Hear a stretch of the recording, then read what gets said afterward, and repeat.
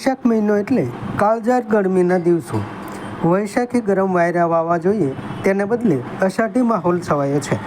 ચારે બાજુ વરસાદની ઝડી વરસી રહી છે. ગરમીના યલો એલર્ટને બદલે મેઘાનું યલો એલર્ટ ચાલી રહ્યું છે. હવામાન વિભાગ સાથે હવામાન શાસ્ત્રી અંબાલાલ પટેલે પણ કડાકા ભડાકા સાથે 2 દિવસ વરસાદ સાથે આંધીની આગાહી કરી છે.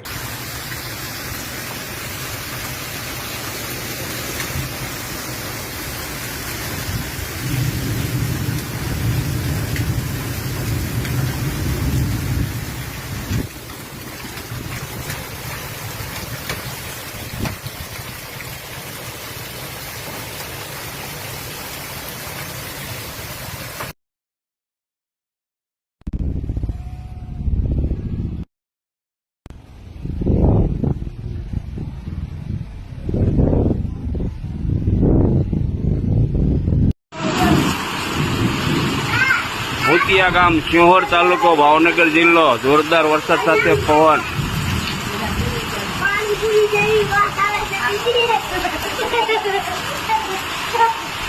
પવન જોરદાર.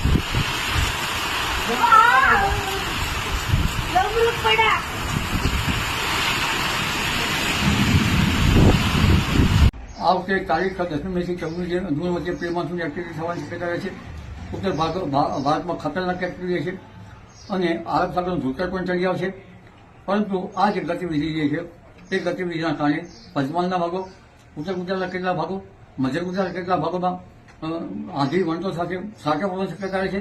કૃતિકા નક્ષત્રનો વરસાદ જે છે આગામી આવનાર ચોમાસું સારું જાય એવું ગણાય છે અને ત્યારબાદ આ વખતે ચોમાસું લગભગ વહેલું આવવાની શક્યતા રહે છે.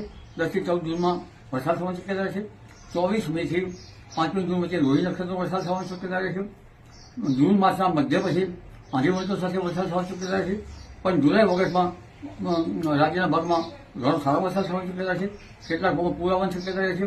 જે આ વખતે ચોમાસું લગભગ કોઈ ભાગમાં તો 160% જેવું થવાની શક્યતા રહી શકે અને સૌરાષ્ટ્રના દક્ષિણ ભાગમાં ભારે વરસાદ થવાની શક્યતા રહે છે. કચ્છના ભાગોમાં પણ સારો વરસાદ થવાની શક્યતા રહે છે.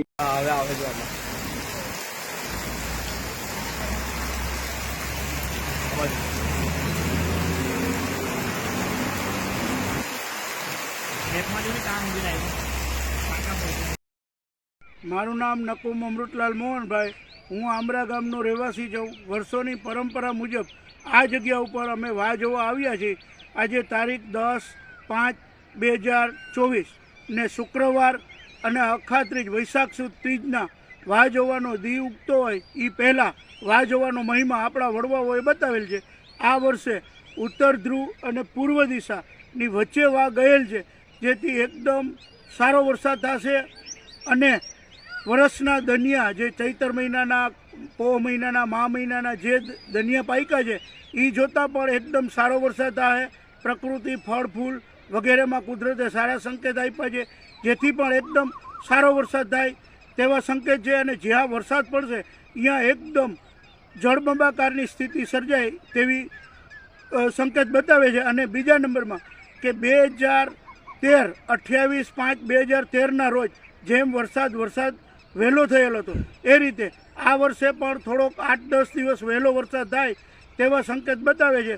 અને ખેડૂતને ભીમી અગિયારસ પહેલાં વાવણી થઈ જાય તેવા કુદરતે સંકેત બતાવ્યા છે. બાકી ભગવાન કરે એ સાચું. સમાજ માટે, સત્ય માટે, સત્યપૂર્ણ સમાચાર પ્રસારણ આપના મોબાઈલ પર તરત જ લાઈક કરો, શેર કરો અને સબસ્ક્રાઈબ પણ કરો. અને હા, ઘંટડી વગાડવાનું ન ભૂલશો.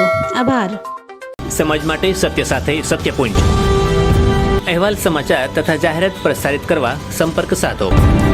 સત્યપુંજ સમાચાર પ્રસારણ, લબ્ધિ કોમ્પ્લેક્સ, તાલુકા પંચાયત સામે, સિહોર.